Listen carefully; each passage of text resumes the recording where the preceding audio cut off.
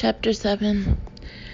On the third day after Mr. Fallon's suicide, Hark Geddes arrived at his office before dawn, already tired but anxious for the day to begin. He'd had a late dinner with Rex Fallon, followed by a couple of hours in a bar, where they fretted over the will and plotted strategy. So his eyes were red and puffy and his head ached, but he was nonetheless moving quickly around the coffee pot. Hark's hourly rates varied. In the past year, he'd handled a nasty divorce for as little as $200 an hour. He quoted $350 to every prospective client, which was a bit low for such an ambitious DC lawyer. But if he got them in the door at $350, he could certainly pad the billing and earn what he deserved. An Indonesian cement company had paid him $450 an hour for a small matter, then tried to stiff him when the bill came. He had settled a wrongful death case in which he earned a third of $350,000, so he was all over the board when it came to fees. Hark was a litigator in a 40-lawyer firm, a second-tier outfit with a history of infighting and bickering, which had hampered its growth, and he longed to open his own shop. Almost half of his annual billings went for the overhead. The way he figured it, the money belonged in his pocket. At some point during the sleepless night, he'd made the decision to raise his rate to $500 an hour and to make it retroactive a week. He'd worked on nothing but the Fallon matter for the past 6 days, and now that the old man was dead, his crazy family was a lawyer's dream. What Hark desperately wanted was a will contest, a long, vicious fight with packs of lawyers, filing tons of legal crap. A trial would be wonderful, a high-profile battle over one of the largest estates in America, with Hark in the center. Winning it would be nice, but winning wasn't crucial. He'd make a fortune and he'd become famous, and that's what modern lawyering was all about. At $500 an hour, 60 hours a week, 50 weeks a year, Hark's gross annual billings would be $1.5 million. The overhead for a new office, rent, secretaries, paralegals would be $500,000 at most, and so Hark could clear $1 million if he left his miserable firm and open a new one down the street. Done. He gulped coffee and mentally said goodbye to his cluttered office. He'd bolt with the Fallon file and maybe one or two others. He'd take his secretary and his paralegal, and he'd do it quickly before the firm laid claim to any of the Fallon fees.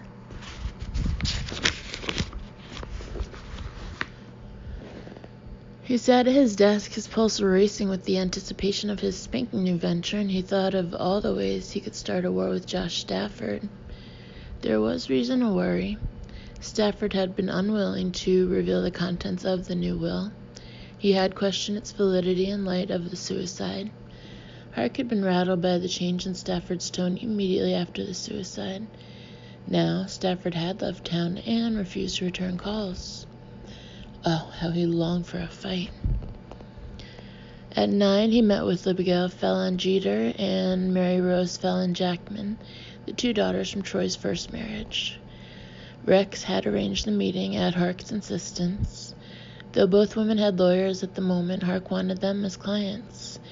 More clients meant more clout at the bargaining table and in the courtroom, and it also meant he could bill each one of them $500 an hour for the same work.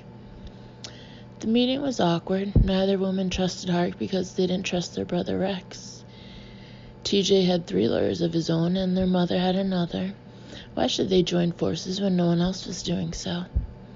With so much money at stake, shouldn't they keep their own lawyers?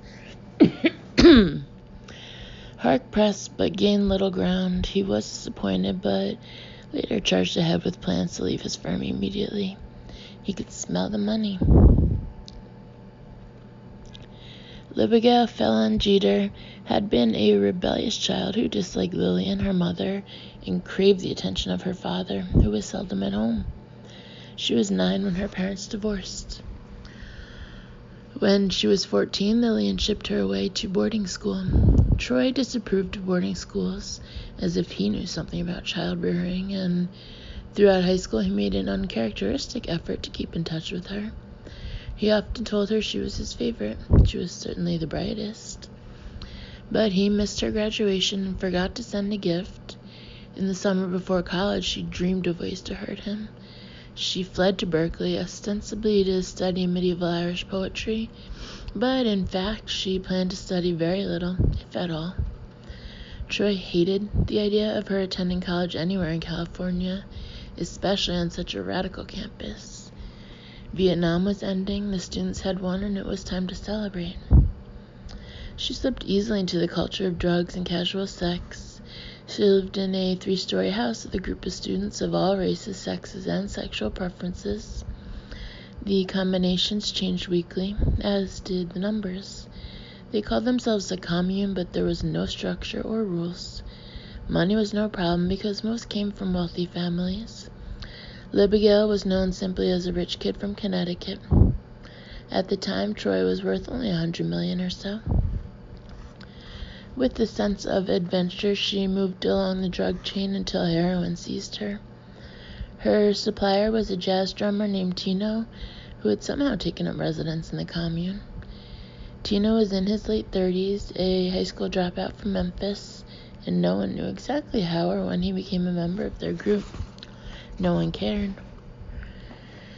Libigale cleaned herself up enough to travel east for her 21st birthday, a glorious date for all Felon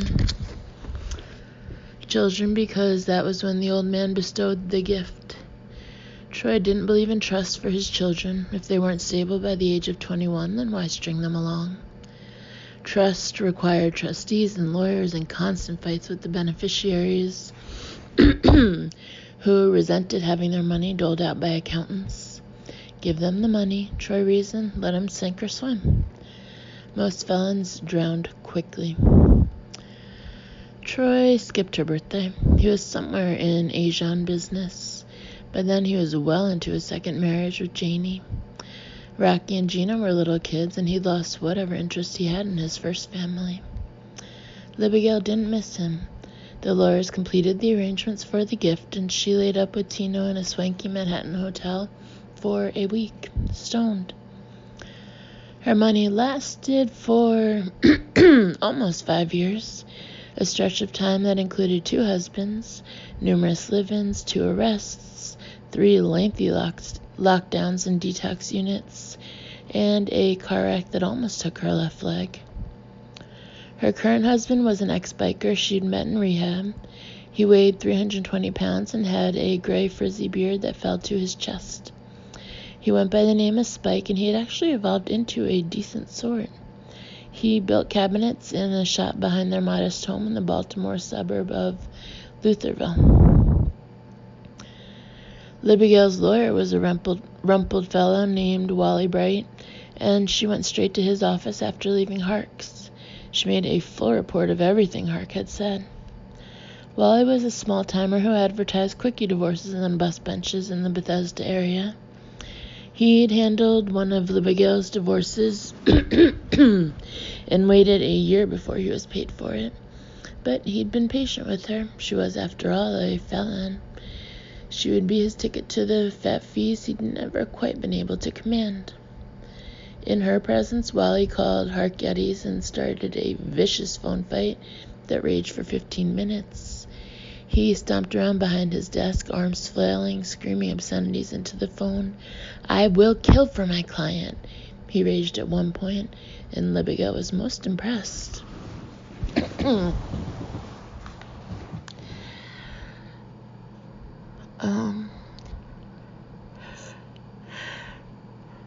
When he finished, he walked her gently to the door and kissed her on the cheek. He stroked her and patted her and fussed over her. He gave her the attention she had craved all her life. She was not a bad-looking woman, a bit heavy and showing the effects of a hard life. But Wally had seen much worse. Wally had slept with much worse. Given the right moment, Wally might make a move. Chapter 8. Nate's little mountain was covered with 6 inches of new snow when he was awakened by the stirring sounds of Chopin piped through his walls. Last week it had been Mozart, the week before he couldn't remember. Vivaldi had been in his recent past, but so much of it was a haze. As he had done every morning for almost 4 months, Nate walked to his window and gazed at the Shenandoah Valley spread before him, 3,000 feet below. It, too, was covered with white, and he remembered that it was almost Christmas. He would be out in time for Christmas. They, his doctors and Josh Stafford, had promised him that much. He thought about Christmas and became saddened by it. There had been some pleasant ones in the not-too-distant past when the kids were small and life was stable. But the kids were gone now, either grown or taken away by their mothers. And the last thing Nate wanted was another Christmas in a bar with other miserable drunks singing carols and pretending all was merry. The valley was white and still, a few cars moving like ants far away. He was supposed to meditate for 10 minutes, either in prayer or with the yoga they'd tried to teach him at Walnut Hill. Instead, he did sit-ups, then went for a swim. Breakfast was black coffee and a muffin, which he took with Sergio, his counselor/therapist/guru. And for the past 4 months, Sergio had also been his best friend. He knew everything about the miserable life of Nate O'Reilly. "You have a guest today," Sergio said. "Who?" "Mr. Stafford." "Wonderful." Any contact with the outside was welcome, primarily because it was so restricted. Josh had visited once a month. 2 other friends from the firm had made the 3-hour drive from D.C., but they were busy and Nate understood. Television was prohibited at Walnut Hill because of the beer ads and because so many of the shows and movies glorified drinking, even drugs. Most popular magazines were kept away for the same reasons. It didn't matter to Nate. After 4 months, he didn't care what was happening at the Capitol or on Wall Street or in the Middle East. "When?" he asked. "Late morning. After my workout?" "Of course." Nothing interfered with the workout. A 2-hour orgy of sweat and grunting and yelling with a sadistic personal trainer, a sharply toned female Nate secretly adored. He was resting in his suite, eating a blood orange and watching the valley again when Josh arrived. "You look great," Josh said. "How much weight have you lost?" 14 pounds, Nate said, patting his flat stomach. "Very lean. Maybe I should spend some time here." "I highly recommend it. The food is completely fat-free, taste-free, prepared by a chef with an accent. The portions cover half a saucer, a couple of bites and you're done. Lunch and dinner take about 7 minutes if you chew slowly. For $1,000 a day, you expect great food." "Did you bring me some cookies or something, Josh? Some Chips Ahoy or Oreos? Surely you hid something in your briefcase." "Sorry, Nate, I'm clean." "Some Doritos or M&Ms?" "Sorry." Nate took a bite of his orange. They were sitting next to each other, enjoying the view. Minutes passed. "How you doing?" Josh asked. "I need to get out of here, Josh. I'm becoming a robot." "Your doc says another week or so." "Great. Then what?"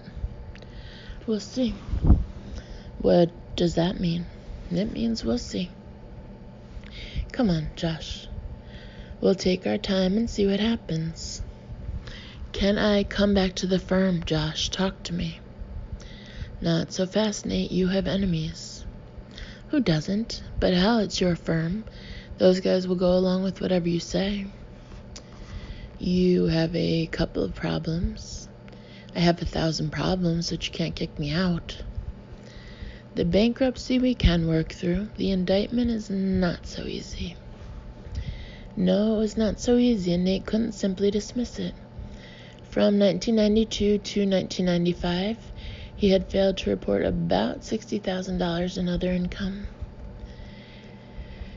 He tossed the orange peel in a wastebasket and said, "So what am I supposed to do? Sit around the house all day?" if you're lucky. What's that supposed to mean? Josh had to be delicate. His friend was emerging from a black hole. Shocks and surprises had to be avoided. Do you think I'm going to prison? Nate asked. Troy Felon died, Josh said, and it took Nate a second to change course. Oh, Mr. Felon, he said. Nate had had his own little wing in the firm. It was at the end of a long hallway on the 6th floor, and he and another lawyer and 3 paralegals and a half-dozen secretaries worked on suing doctors and cared little about the rest of the firm. He certainly knew who Troy Felon was, but he'd never touched his legal work. I'm sorry, he said. So you haven't heard? I hear nothing here. When did he die? 4 days ago. Jumped from a window. Without a parachute. Bingo. Couldn't fly. No, he didn't try. I saw it happen. He had just signed 2 wills. The first prepared by me, the second and last handwritten by himself. Then he bolted and jumped. You saw it? Yes. Wow, must have been a crazy bastard. There was a trace of humor in Nate's voice. Nearly 4 months earlier, he'd been found by a maid in a motel room, his stomach full of pills and rum. He left everything to an illegitimate daughter I'd never heard of. Is she married? What does she look like? I want you to go find her. Me? Yes. She's lost? We don't know where she is. How much did he? Somewhere around 11 billion before taxes. Does she know it? No, she doesn't even know he's dead. Does she know Troy's her father? I don't know what she knows. Where is she? Brazil, we think. She's a missionary working with a remote tribe of Indians. Nate stood and walked around the room. I spent a week there once, he said. I was in college, or maybe law school. It was Carnival, naked girls dancing in the streets of Rio, the samba bands, a million people partying all night. His voice trailed away as a nice little memory surfaced and quickly faded. This is not Carnival. No, I'm sure it's not. Would you like some coffee? Yes, black. Nate pressed a button on the wall and announced his order into the intercom. $1,000 a day also covered room service. How long will I be gone? He asked, sitting again by the window. It's a wild guess, but I'd say 10 days. There's no hurry, and she might be hard to find. What part of the country? Western, near Bolivia. This outfit she works for specializes in sending its people into the jungles, where they minister to Indians from the Stone Age. We've done some research, and they seem to take pride in finding the most remote people on the face of the earth. You want me to first find the right jungle, then hike into it in search of the right tribe of Indians, then somehow convince them that I'm a friendly lawyer from the States, and they should help me find a woman who probably doesn't want to be found to begin with. Something like that. Might be fun. Think of it as an adventure. Plus, it'll keep me out of the office, right, Josh? Is that it? A diversion while you sort things out. Someone has to go, Nate. A lawyer from our firm has to meet this woman face to face, show her a copy of the will, explain it to her, and find out what she wants to do next. It cannot be done by a paralegal or a Brazilian lawyer. Why me? Because everybody else is busy. You know the routine. You've lived it for more than 20 years. Life at the office, lunch at the courthouse, sleep on the train. Plus, it might be good for you. Are you trying to keep me away from the streets, Josh? Because if you are, then you're wasting your time. I'm clean. Clean and sober. No more bars, no more parties, no more dealers. I'm clean, Josh. Forever. Josh nodded along because he was certainly expected to, but he'd been there before. I believe you, he said, wanting to very badly. The porter knocked and brought their coffee on a silver tray. After a while, Nate said, "What about the indictment? I'm not supposed to leave the country until it's wrapped up." "I've talked to the judge, told him it was pressing business. He wants to see you in 90 days. "Is he nice?" "He's Santa Claus." "So if I'm convicted, you think he'll give me a break?" "That's a year away. Let's worry about it later." Nate was sitting at a small table, hunched over his coffee, staring into the cup as he thought of questions. Josh was on the other side, still gazing into the distance. "What if I say no?" Nate asked. Josh shrugged as if it didn't matter. "No big deal. We'll find somebody else. Think of it as a vacation. You're not afraid of the jungle, are you?" "Of course not." "Then go have some fun." "When would I leave?" "In a week. Brazil requires a visa and we'll have to pull some strings. Plus, there are some loose ends around here."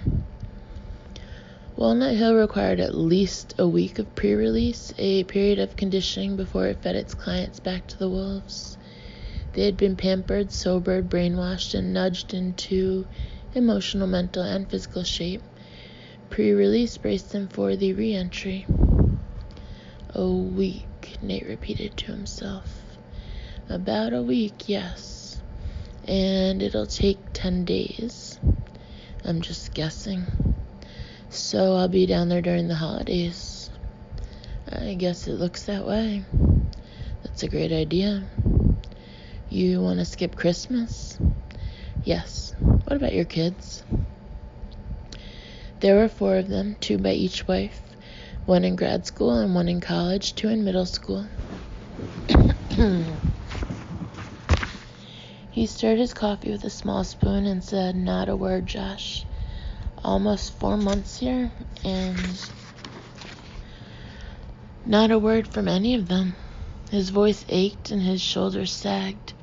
He looked quite frail for a second. "I'm sorry," Josh said. Josh had certainly heard from the families. Both wives had lawyers who'd called to sniff around for money. Nate's oldest child was a grad student at Northwestern who needed tuition money, and he personally had called Josh to inquire not about his father's well-being or whereabouts, but more important, his father's share of the firm's profits last year. He was cocky and rude, and Josh had finally cursed him. "I'd like to avoid all the parties and holiday cheer," Nate said, rallying as he got to his bare feet and walked around the room. "So you'll go?" "Is it the Amazon?" "No, it's the Pantanal, the largest wetlands in the world." "Piranhas, anacondas, alligators?" "Sure." "Cannibals?" "No more than DC." "Seriously?" "I don't think so.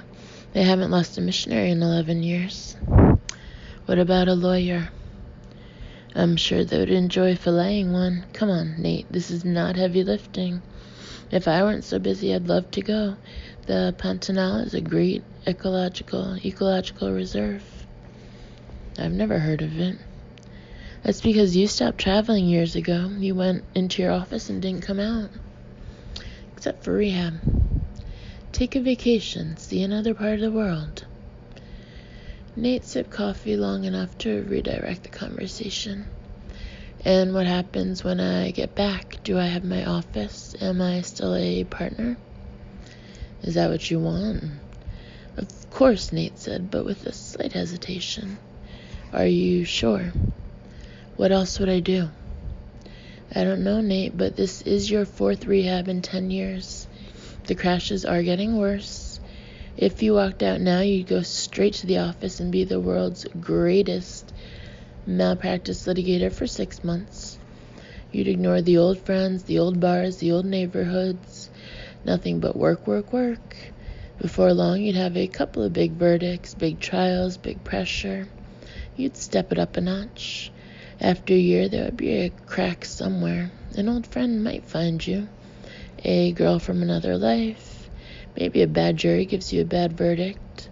I'd be watching every move, but I can never tell when the slide begins. No more slides, Josh, I swear. I've heard it before and I want to believe you, but what if your demons come out again, Nate? You came within minutes of killing yourself last time. No more crashes. The next one will be the last, Nate. We'll have a funeral and say goodbye and watch them lower you into the ground. I don't want that to happen. It won't, I swear. Then forget about the office. There's too much pressure there. The thing Nate hated about rehab was the long periods of silence or meditation, as Sergio called them. The patients were expected to squat like monks in the semi-darkness, close their eyes and find inner peace. Nate could do the squatting and all that, but behind the closed eyes, he was retrying lawsuits and fighting the IRS and plotting against his ex-wives and, most important, worrying about the future. This conversation with Josh was one he'd played out many times, but his smart retorts and quick comebacks failed him under pressure. Almost 4 months of virtual solitude had dulled his reflexes. He could manage to look pitiful, and that was all. Come on, Josh, you can't just kick me out. You've litigated for over 20 years, Nate. That's about average. It's time to move on to something else. So I'll become a lobbyist and do lunch with the press secretaries for 1,000 little congressmen. We'll find a place for you, but it won't be in the courtroom. I'm not good at doing lunch. I want to litigate. The answer is no. You can stay with the firm, make a lot of money, stay healthy, take up golf, and life will be good, assuming the IRS doesn't send you away. For a few pleasant moments, the IRS had been forgotten. Now it was back, and Nate sat down again. He squeezed a small pack of honey into his lukewarm coffee. Sugar and artificial sweeteners couldn't be allowed in a place as healthy as Walnut Hill. A couple of weeks in the Brazilian wetlands is beginning to sound good, he said. So you'll go? Yes. Since Nate had plenty of time to read, Josh left him a thick file on the Fallon estate and its mysterious new heir. And there were 2 books on remote Indians of South America. Nate read nonstop for 8 hours, even neglecting dinner. He was suddenly anxious to leave to begin his adventure.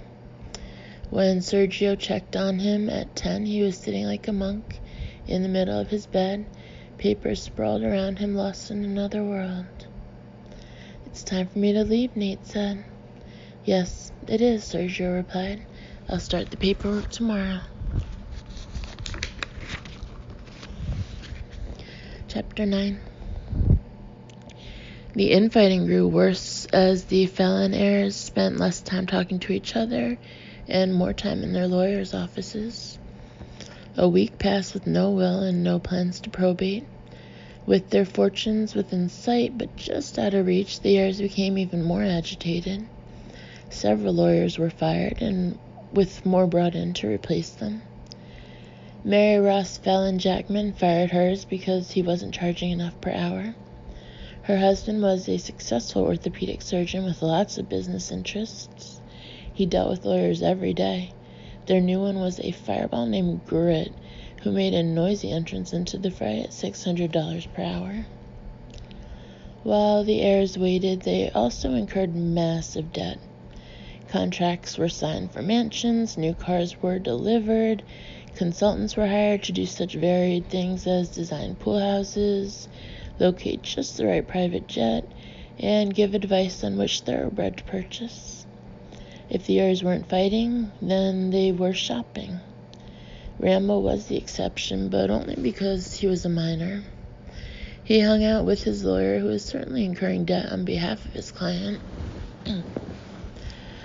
Snowball litigation is often commenced with the race to the courthouse, with Josh Stafford refusing to reveal the will, and at the same time dropping mysterious hints about Troy's lack of testamentary capacity, The lawyers for the Fallon heirs finally panicked.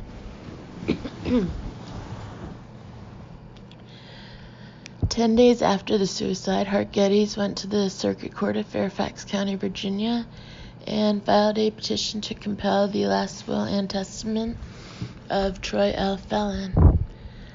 With all the finesse of an ambitious lawyer to be reckoned with, he tipped a reporter from the Post. They chatted for an hour after the filing, some comments off the record, others offered for the glory of the lawyer. A photographer took some pictures. Oddly, Hart filed his petition on behalf of all Fallon heirs, and he listed their names and addresses as if they were his clients. He faxed some copies when he returned to his office. Within minutes, his phone lines were burning. The Post's story the next morning was complemented by a large photo of Hart frowning and rubbing his beard. The story covered even more space than he dreamed of. He read it at sunrise in a coffee shop in Chevy Chase and hurriedly drove to his new office. A couple of hours later, just after 9, the Circuit Court clerk's office in Fairfax County was crawling with lawyers, more so than normal. They arrived in tight little packs, spoke in terse sentences to the clerks, and worked hard at ignoring each other. Their petitions were varied, but they all wanted the same things: recognition in the Fallon matter and a look at the will.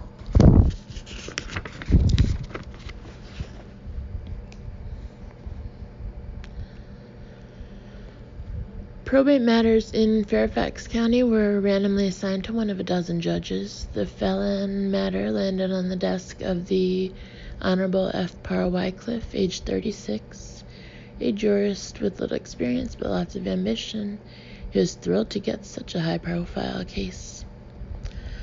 Wycliffe's office was in the Fairfax County Courthouse, and throughout the morning he monitored the filings in the clerk's office. His secretary hauled in the petitions, and he read them immediately. When the dust settled below him, he called Josh Stafford to introduce himself. They chatted politely for a few minutes, the usual lawyerly preliminaries, stiff and cautious because weightier matters were coming. Josh had never heard of Judge Wycliffe. "Is there a will?" Wycliffe finally asked. "Yes, Your Honor, there is a will." Josh chose his words carefully. It was a felony in Virginia to hide a will. If the judge wanted to know, then Josh would certainly cooperate. "Where is it?" "Here in my office." "Who is the executor?" "Me." "When do you plan to probate it?" "My client asked me to wait until January 15th. Any particular reason?" There was a simple reason. Troy wanted his greedy children to enjoy one last spending spree before he jerked the rug from under them. It was mean and cruel, vintage Troy. "I have no idea," Josh said. "The will is holographic. Mr. Fallon signed it just seconds before he jumped." "A holographic will?" "Yes." "Weren't you with him?" "Yes, it's a long story." "Perhaps I should hear it." "Perhaps you should." Josh had a busy day. Wycliffe did not, but he made it sound as though every minute were planned. They agreed to meet for lunch, a quick sandwich in Wycliffe's office.